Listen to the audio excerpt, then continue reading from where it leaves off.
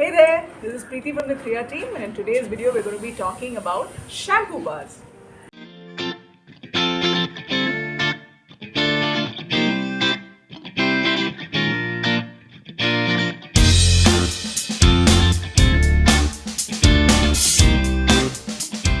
For thousands of years in India, we've successfully used herb-based Ayurvedic hair wash choornams, which is basically cleansing powders for great hair.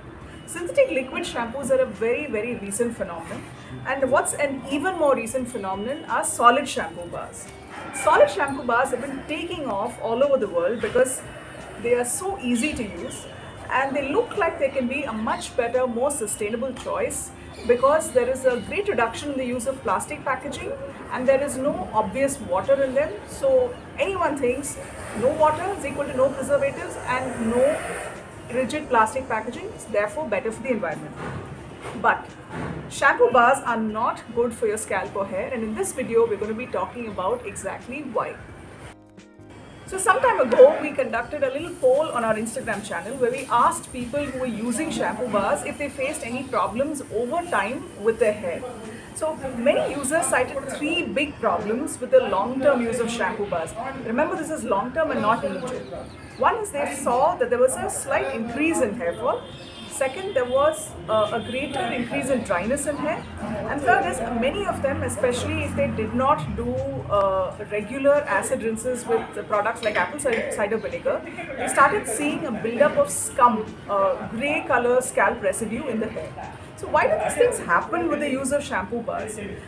Both soap type and surfactant type shampoo bars have a highly alkaline pH, which is similar to any bar soap that you use on skin.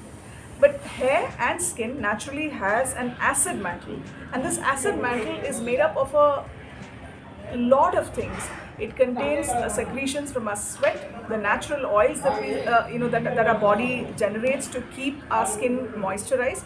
It also contains a very complex mixture of of a huge number of microorganisms which combine with these secretions and form what is called the microbiome on our skin and on our scalp.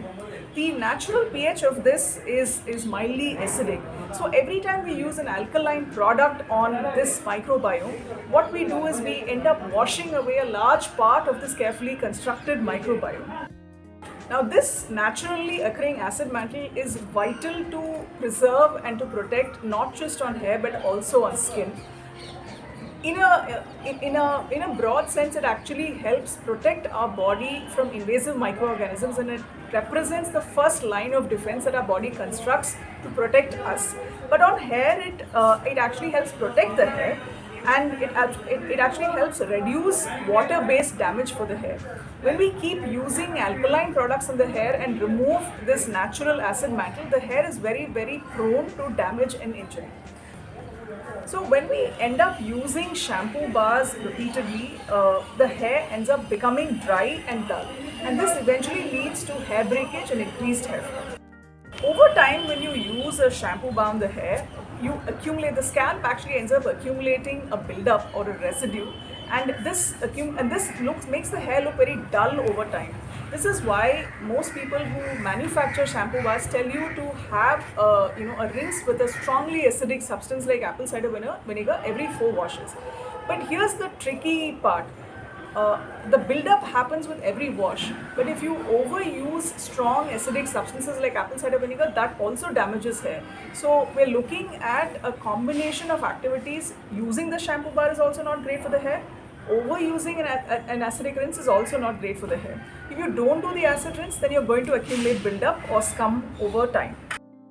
Now at Krya, we actually advise against the use of substances on the hair which can block the shrotas.